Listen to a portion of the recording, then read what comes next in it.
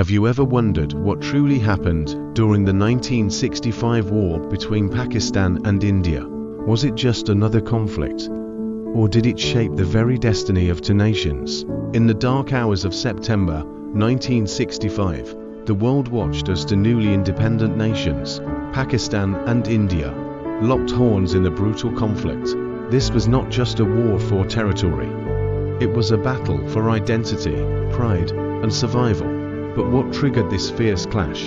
To understand, we must step back to the roots of the tension, back to 1947, when the British Raj crumbled, leaving behind a bitterly divided subcontinent. The partition of India left scars that would fester for years. As millions were displaced and countless lives lost, the seeds of mistrust were sown. But it was in Kashmir, a region of breathtaking beauty, where these tensions found their most dangerous expression. Both Pakistan and India claimed it, but neither was willing to back down. Fast forward to 1965. The simmering conflict over Kashmir exploded into a full-scale war. Pakistan launched Operation Gibraltar, aiming to incite an uprising in Indian-administered Kashmir. But things didn't go as planned. India responded with massive force, and within days, the conflict had spread beyond Kashmir into the plains of Punjab. The war was brutal and relentless. From the skies to the seas, both nations unleashed their military might. The Battle of Chawinda, one of the largest tank battles since World War II, became the war's most iconic engagement. Pakistani forces, heavily outnumbered, held their ground against an advancing Indian army, turning the tide of the war.